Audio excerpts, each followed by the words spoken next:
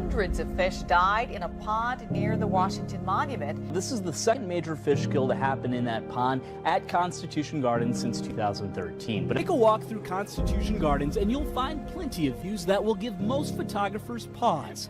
Count Andrea Puentes as one of them. But she didn't stop here today just to take a picture of the Washington Monument. More so, what was in the pond nearby. Definitely not as clean and pretty as it usually looks. On top of the water, she found a messy stew of algae and dead fish, while other passerby noticed something else in the air. The smell was not pleasant at all. Smells really bad. Something fishy is definitely going on in Eastchester. People were complaining of a rotting fish smell coming from the Hutchinson River. From a distance, it looks like your average river, but go anywhere near it, you can see it and smell it. It was stomach turning. I don't really like it. The smell of dead fish making Bronxites sick to their stomachs. It stinks like crazy. It's disgusting. People who work in the area say the stench was the strongest on Thursday when they first noticed it. But we did spot some surviving fish swimming around. It's unclear how or why many died, but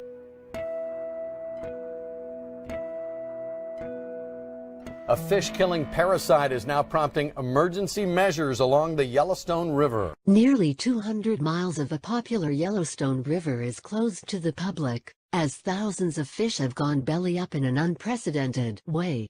Officials in Montana suspect the cause is a human-spread parasitic disease.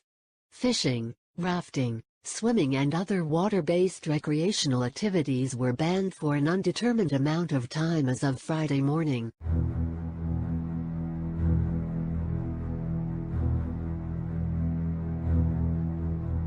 Last month went down in the record books as the hottest July ever recorded. And it's not just the high temperatures that have affected Mainers. Rainfall for much of the state has been way below normal. That's left riverbeds dry, lakes dramatically lower, and many people with dry wells. Drought conditions have hit farmers especially hard. In Turner, the drought has hit hard. The 30-foot well the Abruzzi family relies on for their personal use here at the Double Z farm has dried up. They are now forced to borrow from their livestock. I've never seen anything like it. Chris Abruzzi bought his farm, now called Double Z, in 2010.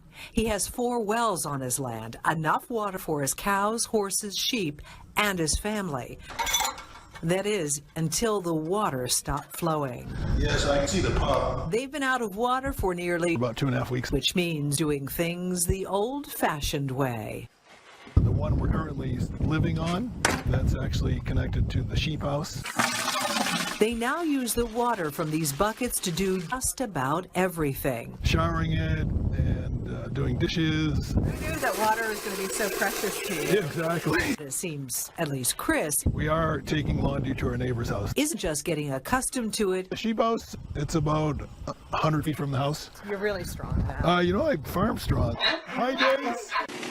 Crews sawed up and hauled away what's left of this huge oak tree that came down in Wellesley with a crash. And of course there was no wind, no electrical storm, no anything last night. It was as still as could be. A few days earlier in Reading, a tree fell on a house, and in Salem, New Hampshire, this falling tree just missed hitting a woman in her car. You can see these branches right here are so brittle they just snap right off. Arborist Rolf Briggs says not just this summer, but rather 4 years of dry weather have been starving trees and making them vulnerable to insects and disease. And we're going to see a lot of insects and diseases this year that we hadn't seen in many, many years that are because of the drought. In fact, the state's most recent forest survey shows since last year, the number of acres of damaged trees has more than tripled, mainly because of gypsy moths. Report out says that a mega quake has a 99.9% chance of striking Los Angeles before, here's a date now folks, before April 2008. That is a claim coming out of NASA. Sean Martin for the Express UK is reporting that a huge earthquake is 99.9% likely to hit Los Angeles within the next 2 years, according to scientists. They say that the group's Jet Propulsion Laboratory in Pasadena have warned that a series of mini tremors beneath the surface of the City of Angels have caused pressure to build up. They say that in 2014, a 5.1 magnitude earthquake hit the town of La Habra in Southern California, and the experts from NASA say that there is still some leftover strain from that, which will most almost definitely hit before April of 2018. New tonight, a deadly bacteria is plaguing cattle herds across Oklahoma, and it's costing ranchers a lot of money. It's a disease that's very common in the summer when horseflies and ticks are the most active. One local vet tells News on 6 reporter Tess Monty this summer it's close to epidemic levels. It's a way of life. This land has been in Kimberly King's family since before statehood. My grandfather, great-grandfather, father, they all raised cattle. Now King is following in their footsteps, raising about 40 head of cattle on her Bixby ranch. I want to do the best I can for them and put out the best product to the consumer that I can. But this summer has been a rough one. King has already lost 3 cows to a blood-borne bacteria called anaplasmosis. These are actually mothers in production. So not only do you lose the mother, you lose a potential calf production. King's loss could cost her upward of $6,000. Beggs veterinarian Dr. Gary Bynum says the bacteria is transmitted primarily by horsefly and tick bites. The parasites affect the red blood cells and cause cattle to become anemic. Without treatment, they will die. And sometimes they get so anemic that they don't get enough blood to their brain and they kind of go crazy and they'll charge you. If caught early enough, there are treatments that can save the cattle, and ranchers can use things like minerals and vaccines to try and keep the animals from getting sick in the first place. Bynum has seen more than 30 fatal cases already, but with symptoms taking as many as 8 weeks to show up, the worst may be yet to come. So we will see this disease from now all the way into fall. Which means ranchers will be watching closely to keep their herds safe. Tiruvallur அருகே மர்ம காய்ச்சலால் கடந்த ஒரு வாரத்தில் 4 சிறுவர்கள் உயிரிழந்த சம்பவம் அப்பகுதியில் அதிர்ச்சியையும்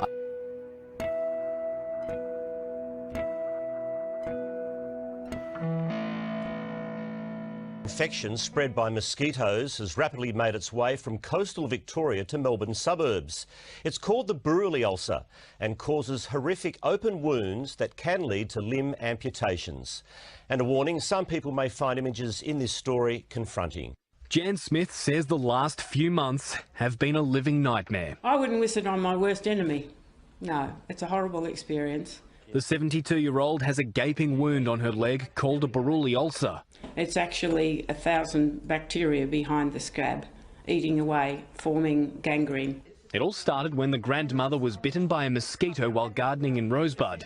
Fast forward only a few months and her husband couldn't look at her leg without retching. He said, oh, you know, you can't see it, but from this angle I can see into your bone. Well, it's typically on exposed parts of their body, for example, the backs of their calves, their ankles and their elbows. In recent years, cases of the skin condition have jumped. In 2005, there was 17, but last year that skyrocketed to 106. Experts believe it's a disease that originated in possums, which has been transmitted to humans through mosquitoes. If the diagnosis is left too long, the amount of damaged skin can be quite significant. The infection was first documented in Bairnsdale during the 1940s. It spread to Phillip Island, Western Port and the Mornington Peninsula.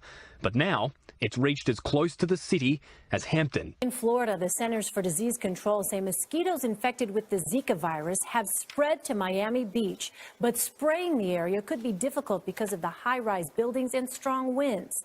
Officials say 5 people in the Miami Beach zone have been infected. That brings the total number of infections in 2 areas of the city to 36. Good morning. There is yet another travel advisory from the CDC, this one telling pregnant women to avoid the Zika zone here on Miami Beach. It's the second travel advisory. You might remember the first was west of here in the Wynwood area.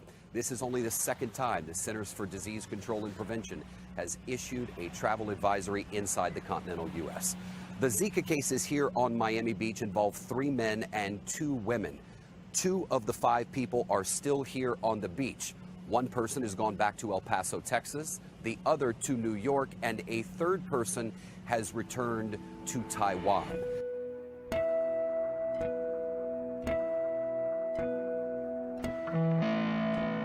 A gang in search of food broke into a zoo at night and butchered a horse for food, it has been reported. The shocking incident in Caracas has been held up as an example of the desperation of the Venezuelan people who are enduring a severe economic crisis.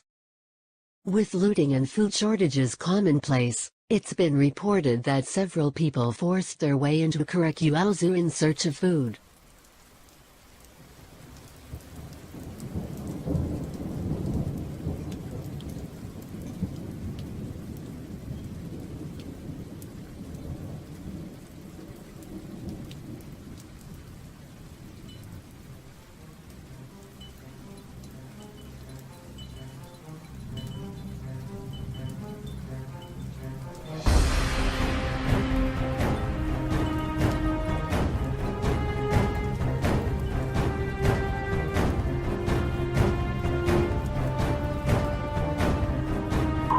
I just caught a bit of that.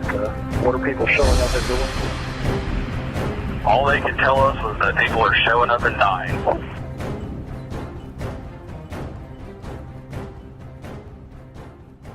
In August 2012, U.S. President Barack Obama declared that using chemical weapons was a red line that neither the Assad regime nor others on the ground in Syria should cross. But a year later, the rebel-held areas in Ghouta were bombed with sarin gas. Hundreds of people, including women and children, were killed, sparking an international outcry and renewed debate on the use of chemical weapons. Following the attack, the U.S. Congress voted on whether to conduct airstrikes on regime positions, but no approval was given. In September of 2013, the U.S. and Russia reached a deal to rid the Syrian regime of its chemical weapons stockpile within 6 months. It took a year to reach that target, but doubts were raised about the regime's transparency. And less than a year later, inspectors said they found traces of sarin and VX nerve gas at a site which the regime had not declared. Turkish Prime Minister says that his country is willing to accept a role for President Bashar al-Assad during the transition period in Syria. Bin Ali Yildirim says that Turkey is willing to become more of a regional player in regards to Syria over the next 6 months. He added that Ankara will not allow the country to be ethnically divided and prefers a system in which all ethnic groups are represented. Leader of the Lebanese resistance movement Hezbollah has pledged victory in any future war with Israel. In an interview with Lebanon's Al-Manar TV, Sayyid Hassan Nasrallah said the advanced military capabilities would help the resistance group triumph in the event of a war. We got a lot of pictures. This is pretty awesome. This is a shelf cloud over Louisiana. Now it's a low, horizontal, kind of rolled shaped cloud. People were more than happy to run out and take a quick picture, which we always hashtag shelfie.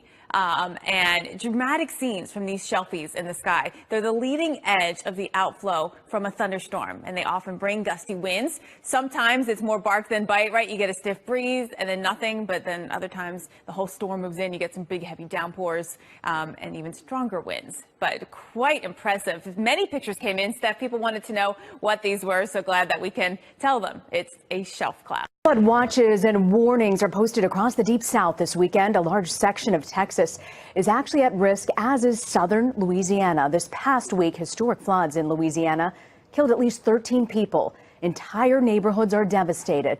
A massive cleanup is underway. Manuel Bajorquez is in the flood zone. Volunteers are helping Kathy Edmonston clear out what the flood destroyed. She's lived here almost 30 years. What have you lost here? Virtually everything. Virtually everything. All of what was inside of my house is gone.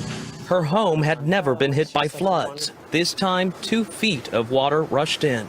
We're going to be here for as long as we need to be. Edmonston was one of hundreds of flood victims at this community meeting in Sanamon, outside Baton Rouge, learning how to apply for federal aid. FEMA says the number of people who have registered for assistance in the 20 affected parishes has jumped to more than 103,000, a one-week total the agency has not seen since Superstorm Sandy in 2012.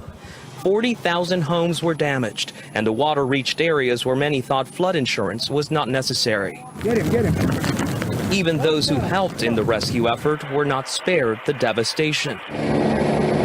National Guard Sergeant Justin Smith rescued a man from the Amite River last week, only to later find his own home had flooded. Now it is his family that needs help. Much like Kathy Edmonston, who says before additional federal aid arrives, the support from neighbors near and far is the only thing getting her through. Okay. All right, love you. Bye. Bye.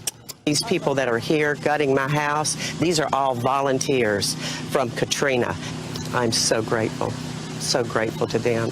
In flooded neighborhoods across Louisiana, as the water goes down, the debris piles up. FEMA says it has already distributed more than $34 million in aid. President Obama is set to visit the area on Tuesday. Something unexplained is happening in our nation's capital, and it has both Democrats and Republicans alarmed. A mysterious slime is defacing several memorials. Mark Albert investigates the case of the strange black blob. Standing sentry along the National Mall is a monument and memorials to towering figures in American history: Washington, Jefferson, Lincoln. But generations after they cemented their legacies, something is tarnishing their image. This is the slime. This is the slime. A black mass is spreading like a disease over the marble of Washington, D.C. Abraham Lincoln was the great emancipator, but so far the National Park Service hasn't been able to free the 16th President's Memorial from the slime.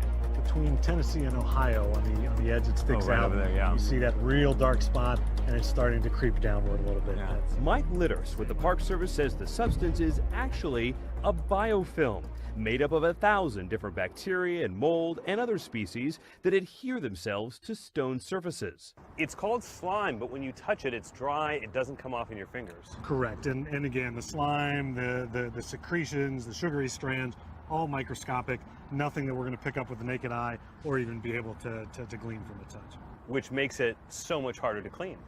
Correct. Litterst says experts don't know where the biofilm came from or how to get rid of it.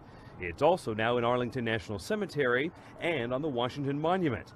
But it's by far the worst at the Jefferson Memorial, where the white dome is now covered in patches of black. The Park Service went public with the slime mystery this month after people kept confusing the blackness with dirt and complained loudly that the agency wasn't keeping the memorials clean. Park Service has now posted signs letting people know about the battle and has received at least 100 cleaning tips from the public, including Jane Weber of Florida, who suggested water. It needs to come off.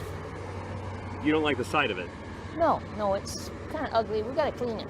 Judy Jacob, a conservator at the Park Service in New York, has helped assemble a global team of scientists, microbiologists, and architects who are trying to create a slime antidote.